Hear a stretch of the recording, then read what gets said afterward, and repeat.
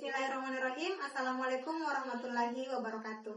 Perkenalkan, nama saya Sutra Awalia Yassin, peserta PKDP PTP UIN Alauddin Makassar tahun 2025 angkatan pertama, kelas A2.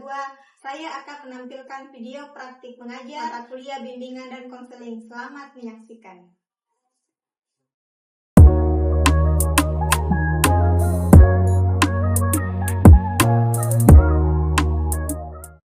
Assalamualaikum. Waalaikumsalam. Ya, kembali lagi kita mengucapkan Assalamualaikum warahmatullahi wabarakatuh. Waalaikumsalam warahmatullahi wabarakatuh. Empat kita di mata kuliah bimbingan dan konseling. Sebelumnya kita akan berdoa dulu seperti biasa, dipimpin oleh saudari Bimbing. Sama berdoa. Doa dimulai. Doa selesai. Oke, selanjutnya saya akan absen dulu di Sri Wahyuni, Andi Ratu Salsabila, Bu Narika, Ismi Hairani. Oke, hadir lengkap semua ya. Kita akan refleksi kembali materi pada pertemuan minggu lalu. Yang pertama saya akan menanyakan beberapa pertanyaan. Yang tahu boleh langsung jawab saja ya. Kira-kira apa tujuan utama dari bimbingan dan konseling? Ya, silakan Bibi. Apa tujuan utama bimbingan dan konseling menurut kalian? Tujuan utama dari bimbingan dan konseling adalah untuk membantu individu atau klien mengatasi permasalahan hidupnya, baik itu masalah psikologis, membantu individu terutama dalam konteks pendidikan agama Islam untuk mencapai tujuan hidup yang lebih bermakna dan sesuai dengan ajaran Allah. Ya, terima kasih atas jawabannya Wiwi. Jadi tujuan utama dari bimbingan konseling itu seperti yang dikatakan teman kalian tadi. Jadi kita akan membantu siswa-siswa kita karena kita kan akan menjadi calon guru mata pelajaran Islam di sekolah. Jadi kita akan membantu mahasiswa kita untuk menyelesaikan masalah-masalah yang ada di sekolah, baik itu masalah pribadi, sosial, karir maupun bagi mereka. Bisa dipahami? Bisa. Selanjutnya saya beri 3 pertanyaan, tidak apa-apa ya. Selanjutnya pertanyaan yang selanjutnya, kira-kira bagaimana perannya BK yang untuk menangani masalah di sekolah? Hai Bu. Ya, silakan Sumi. Baik, tadi pertanyaan ini bagaimana kalian melihat peran bimbingan dan konseling dalam membantu individu mengembangkan potensi diri. Nah, menurut saya bimbingan dan konseling berperan sangat besar dalam membantu individu mengembangkan potensi diri dengan memberikan dukungan, arahan, dan bimbingan yang sesuai dengan kebutuhan pribadi. Dan seseorang konselor membantu individu untuk menemukan dan mengenali kekuatan dan kelemahan mereka, serta memberikan panduan untuk mengoptimalkan kekuatan yang ada dan mengatasi kelemahan yang menghambat pengembangan mereka. Melalui proses ini, individu lebih bisa percaya diri, lebih sadar akan tujuan hidupnya, dan mampu membuat keputusan yang bijak untuk meraih kesuksesan dalam berbagai aspek kehidupan, baik pribadi, sosial, maupun akademik. Kurang lebih tadi seperti itu jawaban dari rekan kalian. Jadi saya kalian sudah kurang lebih menangkap bagaimana yang kita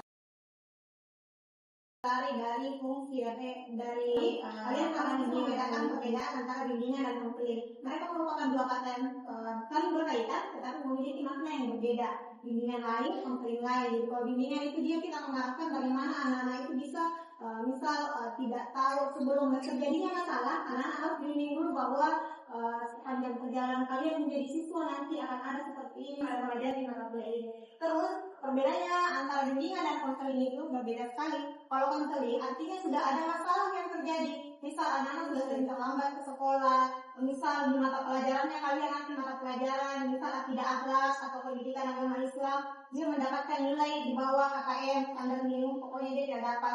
Kalian boleh memberikan berbagai macam bimbingan, arahan-arahan, tanya-tanya kenapa kok nilainya seperti ini, apa yang menjadi masalah, padahal pelajaran anak agama itu kan tidak terlalu sulit, itu sesuai dengan apa yang terjadi di sekitar kalian. Jadi seperti itu ya, mungkin kalian sudah bisa pahami. Ya, selanjutnya pada pertemuan kali ini saya materi kita akan membahas terkait tujuan, fungsi, dan asas-asas dalam bimbingan dan konseling. Mungkin kalian bisa baca di atas. Ya, seperti itu ya. Terus yang pertama, kalian sebagai calon guru pendidikan pendidikan agama Islam nanti di sekolah harus memahami dan mengetahui bimbingan dan konseling itu sendiri adalah bekal untuk mendampingi siswa secara utuh, baik itu melalui mendampingi siswa dalam intelektualnya, emosionalnya, dan spiritualnya. Selanjutnya di sini BK bukan hanya untuk menyelesaikan masalah siswa, tetapi juga untuk mendukung pertumbuhan anak dan karakter Islam. Sebagaimana tujuan kalian masuk di prodi pendidikan agama Islam, tentunya kalian akan menjadi guru kan, makanya kalian harus memahami seperti apa BK itu sendiri.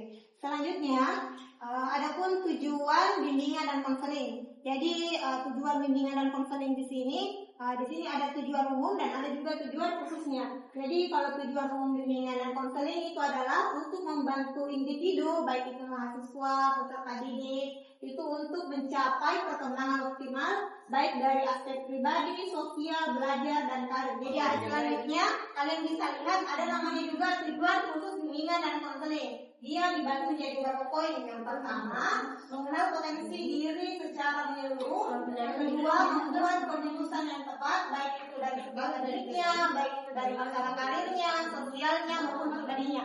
Terus yang ketiga, mencegah timbulnya masalah psikologis dan masalah sosial. Ya, selanjutnya yang keempat, menyesuaikan diri dengan lingkungan baik itu sekolah ataupun masyarakat. Dan yang terakhir, menumbuhkan kemandirian dan tanggung jawab pribadi. Bahwa dia siswa yang paling sering sedikit terlambat, apalagi kalau hari Senin tidak pernah ikut upacara. Biasanya ada seperti itu di sekolah. Ternyata yang menjadi faktor masalahnya bukan karena anak ini pemalas, bahkan dia lebih rajin dari teman-temannya. Dia harus urus keluarganya dulu, antar bapaknya ke sawah, terus antar mamanya ke pasar jualan, baru dia ke sekolah. Artinya tanggung jawabnya sangat sudah terbentuk dari sejak dia berada di usia seperti itu. Jadi bukan sekedar bahwa langsung dijudge anak-anak bahwa dia sudah sering terlambat masuk di kelas, dia tidak ikut upacara, tidak pernah ikut apel dan lain sebagainya, dan dia sudah dijudge menjadi anak yang malas, anak yang nakal, seperti itu ya. Bisa dipahami? Bisa. Oke, selanjutnya kita pindah pada bagian tujuan bimbingan dan konseling dalam konteks pendidikan agama Islam, di mana dia adalah membimbing peserta didik menuju pribadi yang bersama-sama mengatakan apa? Beriman, bertakwa, mandiri, dan bertanggung jawab. Ya, seperti itu ya. Jadi poin utamanya di sini juga saya sudah paparkan. Ternyata poin utama dari kegiatan ini, kegiatan untuk membimbing anak-anak menjadi pribadi beriman, bertakwa, mandiri, dan bertanggung jawab itu adalah menumbuhkan kesadaran diri sebagai hamba Allah. Itu dulu poin utamanya. Yang kedua, membantu siswa berkembang secara menyeluruh, baik jasmaninya, rohaninya, sosialnya, dan spiritualnya. Selanjutnya, mengarahkan pada pilihan hidup yang sesuai dengan nilai Islam. Karena kita di Bulukumba ini mayoritas kita adalah Islam, jadi kita arahkan siswa untuk mengarahkan pilihan hidup dengan nilai-nilai Islam. Karena rata-rata siswa dan mungkin kalau mungkin di SMA mungkin ada beberapa 2-3 orang siswa yang non muslim, tapi kalau rata-rata di madrasah itu rata-rata dia adalah siswa yang muslim, seperti itu ya. Terus bisa juga dikaitkan dengan beberapa surah, antara lain seperti yang pertama ini, surah An-Nahl ayat 125 yang mengatakan artinya bahwa seluruh manusia kepada jalan Tuhanmu dengan hikmah dan pelajaran yang baik, seperti itu. Bisa dipahami? Bisa. Ada yang mau kalian pertanyakan? Kalau tidak ada, selanjutnya yang perlu kalian pahami adalah fungsi dari bimbingan dan konseling. Di sini ada beberapa fungsi. Ada berapa kalian lihat? Ada? Ada fungsi pemahaman. Di fungsi pemahaman ini, bagaimana kita membantu siswa untuk memahami diri dan lingkungannya. Terus selanjutnya di fungsi yang kedua adalah fungsi pencegahan. Terus yang kedua ada namanya fungsi pengembangan. Di mana di fungsi pengembangan ini untuk mengembangkan potensi baik itu bakat, minat, dan juga kepribadian siswa kita. Selanjutnya yang keempat adalah fungsi penyesuaian. Fungsi penyesuaian di sini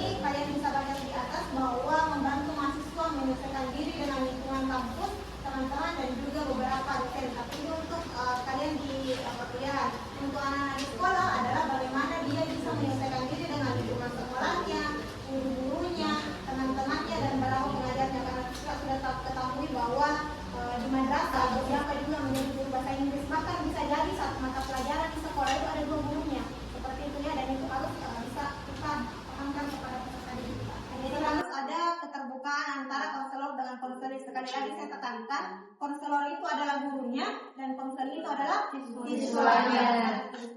Terus asas selanjutnya adalah asas kesukarelaan. Jadi harus ada rasa sukarela untuk saling menceritakan berbagai hal macam masalahnya. Tidak boleh dipaksakan, bicarakan masalahnya sama ibu supaya diselesaikan. Tidak boleh seperti itu.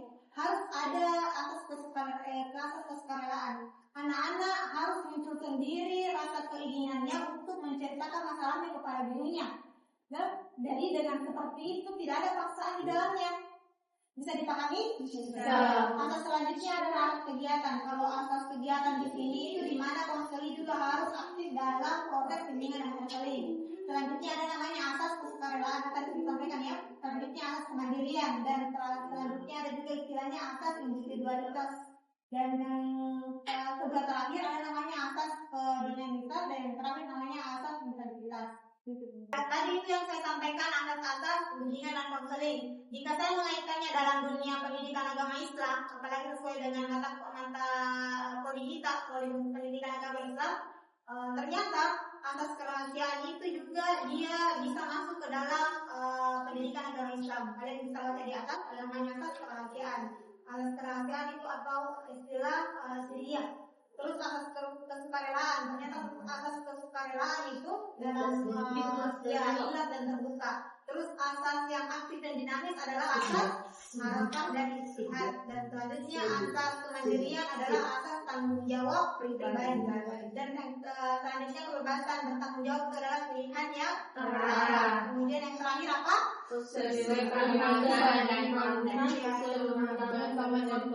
jadi itu adalah asas kedinamisan.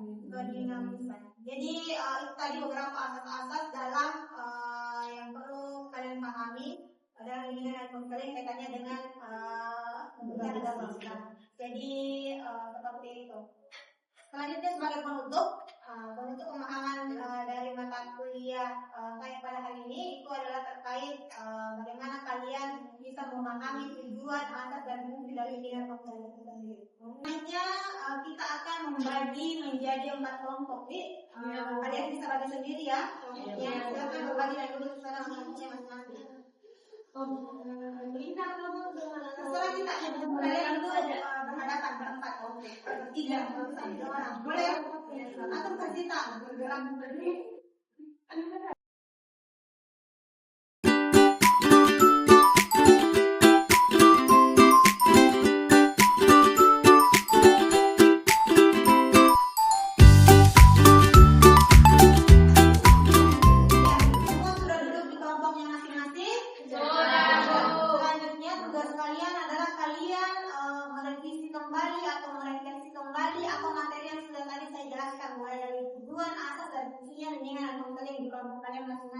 Selanjutnya setelah itu saya akan memberikan beberapa pertanyaan di atas dan yang cepat menjawab akan mendapatkan hadiah.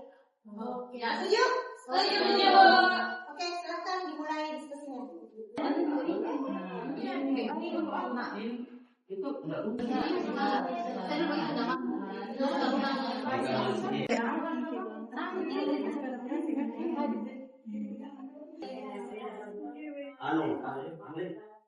Ya, sudah selesai diskusinya ya.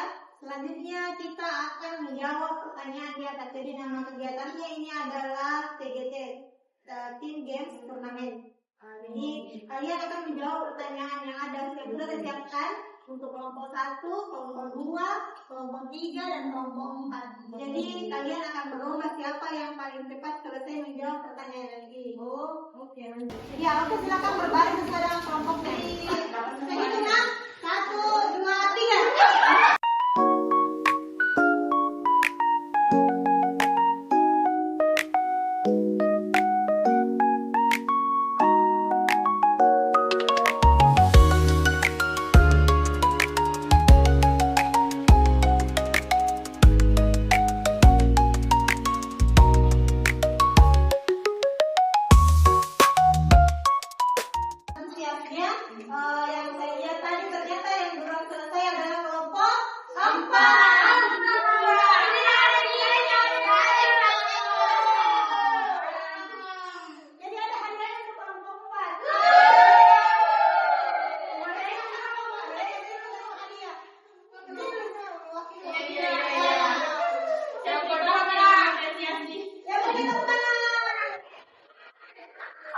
Jadi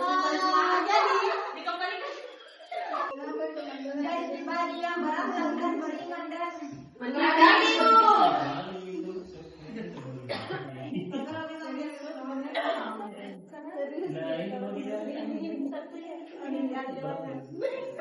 Soalnya semua sudah benar, jadi saya rasa kalian sudah memahami seperti apa asas, fungsi, dan tujuan dari bimbingan konseling itu sendiri. Sebelum saya mengakhiri pertemuan kita pada hari ini, kita akan merefleksi kembali terkait materi kita pada hari ini. Saya akan bertanya, kalian boleh langsung menjawab atau tangan saja. Apa yang kalian ketahui tentang atau kalian bisa sebutkan dari fungsi bimbingan dan konseling itu sendiri? Ada? Ya, silahkan. Vivi dulu. Bimbingan dan konseling terbagi menjadi 6. Yang pertama itu fungsi pemahaman, yang kedua fungsi pencegahan atau preventif, yang ketiga fungsi pengembangan, yang keempat fungsi penyesuaian, yang kelima fungsi perbaikan dan korektif, yang keenam fungsi pemeliharaan. Ya, jawabannya sudah tepat sekali. Selanjutnya saya akan bertanya kembali, kira-kira apa saja asas-asas yang harus ada dalam bimbingan dan konseling? Ya, silahkan Ismi. Baik, terima kasih Bu. Jadi adapun asas-asas bimbingan pada konseling itu, yang pertama ada asas kerahasiaan, yang kedua ada asas keterbukaan, yang ketiga ada asas kesukarelaan, yang keempat ada asas Kira-kira dari materi yang tadi sudah saya jelaskan dan tambahan-tambahan dari hasil diskusi kalian, yang bisa kalian tarik kesimpulan terkait tujuan dari bimbingan dan konseling itu sendiri ada? Ya, silakan Sumiati. Baik, adapun kesimpulan dari tujuan bimbingan dan konseling yaitu untuk membantu individu atau mahasiswa atau peserta didik mencapai perkembangan optimal dalam aspek pribadi, sosial, belajar, dan karirnya. Selanjutnya, saya rasa sudah paham sekali, kalian sudah memahami seperti apa tujuan dan bimbingan dan konseling, seperti apa asasnya, seperti apa fungsi-fungsinya.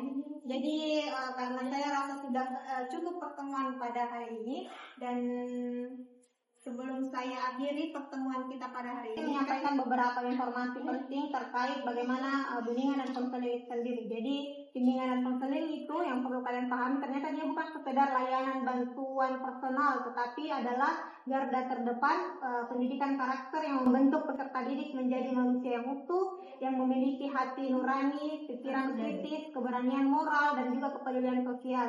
Jadi dalam konteks global yang penuh tantangan dan sosial dari ideologis ini, desa menjadi benteng pendidikan terhadap ekstremisme, toleransi, dan kekerasan. Saya rasa kalian bisa pahami ya. Oke, untuk pertemuan kita minggu depan, kita akan ketemu di jam yang sama dan pada hari yang sama. Semoga kalian semua sehat selalu dan ya amin. Dan kita akan bertemu kembali pekan depan. Sekian dan terima kasih. Semoga kalian sehat selalu. Wassalamualaikum warahmatullahi wabarakatuh.